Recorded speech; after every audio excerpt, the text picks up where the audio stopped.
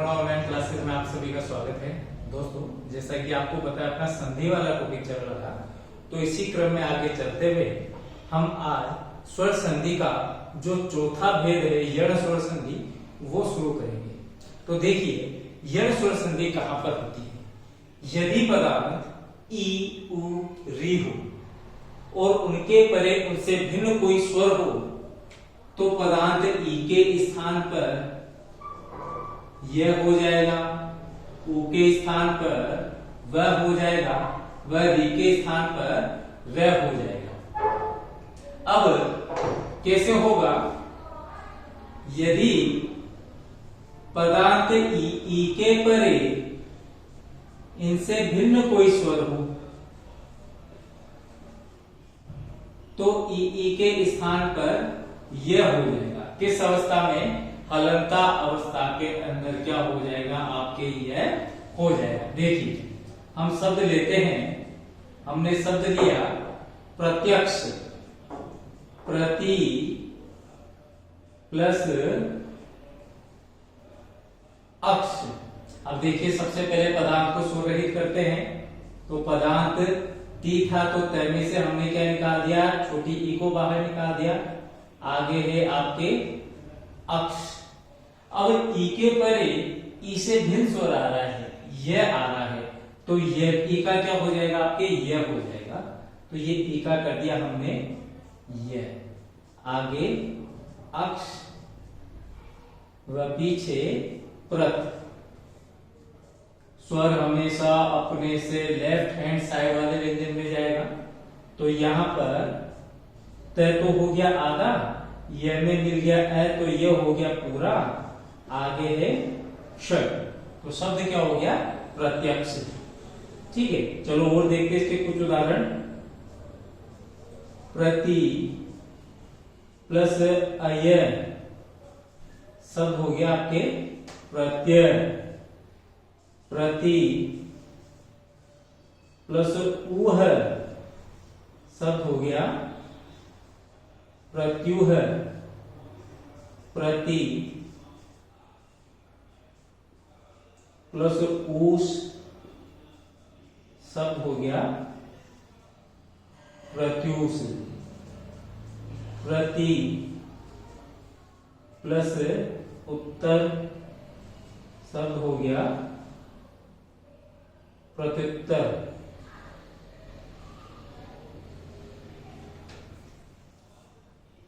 परि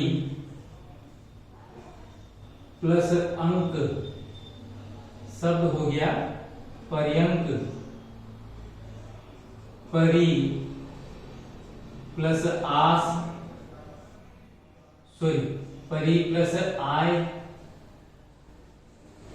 पर्याय। परि प्लस आवरण पर्यावरण। परि प्लस उषण पर्यूषण। ऐसे ही नेक्स्ट लेते हैं हम अभी। अभी प्लस आगत अभ्यागत।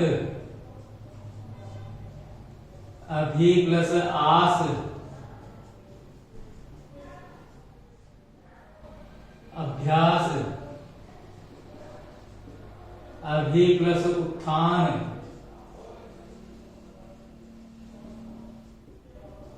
अभ्युत्थान। वी प्लस आस व्यास।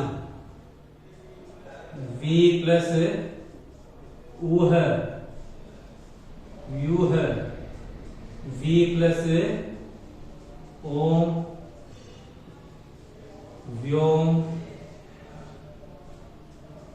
नी प्लस आस न्यास। नी प्लस ऊन न्यून। अधि प्लस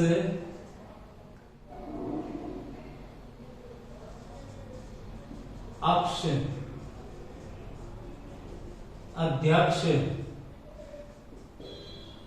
नदी प्लस आगमन ये दो तरीके से लिखा जाएगा। नद्यागमन आप ऐसे भी लिख सकते हैं और नद्यागमन आप इस प्रकार भी लिख सकते हैं। त्रि प्लस अंबक, त्र्यंबक, स्त्री प्लस उचित, स्त्रीउचित। तो ये इस प्रकार हो जाता है। तो देखो इनके अर्थ भी हम एक बार देख लेते हैं। प्रत्यक्ष आंखों के सामने, प्रत्यय आपको पता है जो पीछे लगते हैं, प्रत्यूह यानी झुंड, प्रत्यूष प्रकाश पुंज, प्रत्युत्तर उत्तर के बदले उत्तर, पर्यंक पलंग बेड, पर्याय एक ही अर्थ का दूसरा शब्द, अभ्यागत मेहमान या भिखारी, अभ्यास आपको पता है प्रैक्टिस, अभ्युत्थान जिसका अभी अभी उत्थान हुआ हो, व्यास, व्यास का मतलब आप जानते हैं आपके मैथ के अंदर होता है व्यास, व्यूह वैसे समास का अपोजिट होता है, विलोम शब्द होता है व्यास, समास का विलोम होता है व्यास, व्यूह, व्यूह यानी घेरा, व्योम आकाश का पर्यायवाची है, न्यास वह ट्रस्ट जिसके ट्रस्टी होते हैं, जो संस्था होती है एक, उस ट्रस्ट को हम हिंदी में न्यास कहते हैं। न्यून यानी छोटा, अध्यक्ष आपको पता है, नद्यागमन नदी का आगमन, त्रि यानी तीन, अंबक यानी नेत्र, तो त्र्यंबक, त्र्यंबक हो गया आपके शिवजी, स्त्री प्लस उचित, स्त्रीउचित, स्त्रीउचित यानी जो स्त्री के लिए उचित हो। अब हम नेक्स्ट चलते हैं आपके उ।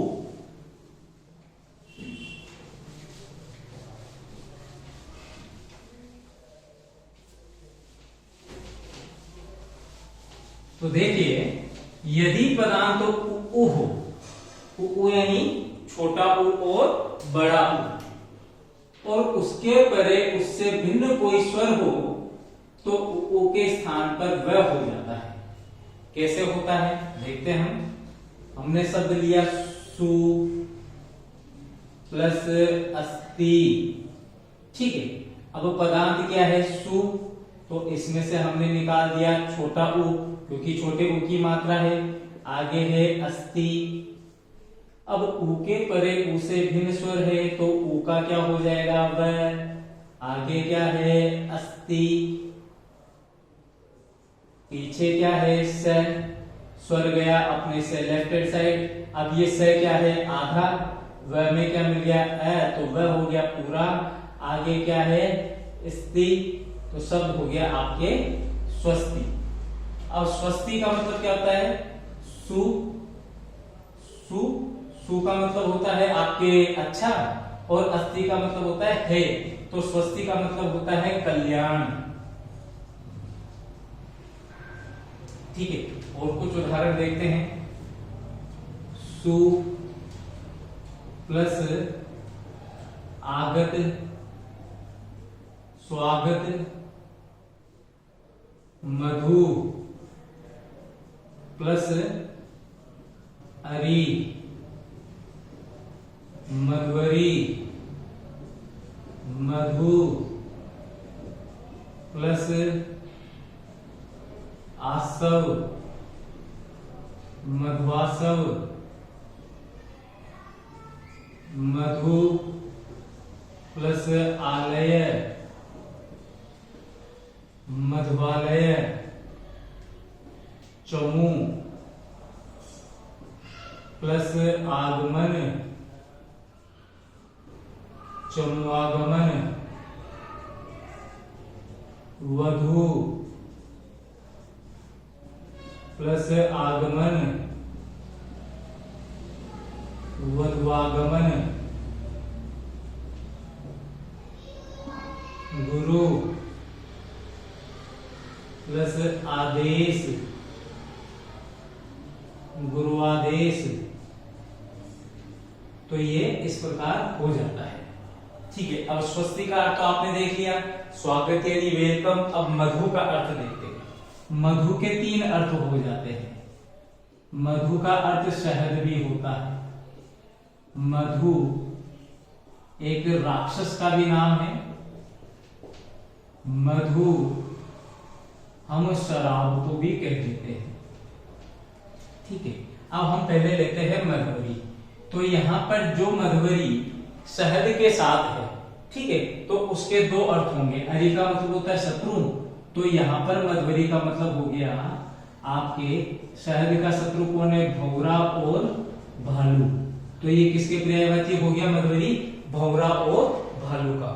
ठीक है, फिर यहाँ पर भी मधुवरी आ रहा है। तो एक राक्षस था मधु नामक राक्षस, उसका जो शत्रु था वो थे श्री कृष्ण, तो मधुवरी श्री कृष्ण को भी हम कह देते हैं। फिर यहाँ पर मधुवासव, तो मधु यानी शराब को पीना, मधुवाले जहां पर शराब मिलती है अर्थात शराब खाना मधुवाले कहलाएगा। फिर आ गया चमवागमन, चमु यानी सेना, तो सेना का आगमन, वधवागमन वधु का आगमन, और गुरुआदेश गुरु का आदेश।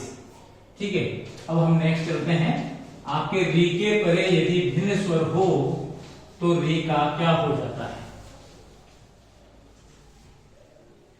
तो देखिए, अब अपने हिंदी में री तो एक ही होता है, तो यदि री के परे री से भिन्न स्वर होगा तो री का हो जाएगा र।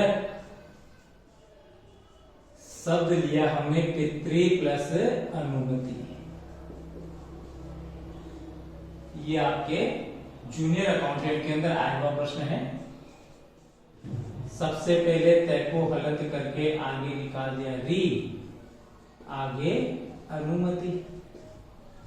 ठीक है, अब री के परे री से भिन्न स्वर, तो री का हो गया र, आगे अनुमति और पीछे पित्त। अब देखो, तय और र मिले तो हो गया त्रय। ठीक है, ये हलंत तो ये भी हलंत, पीछे पितृ, आगे अनुमति। अब ये स्वर के दरिया अपने से लेफ्ट हैंड साइड, तो शब्द क्या हो गया, पितृ अनुमति।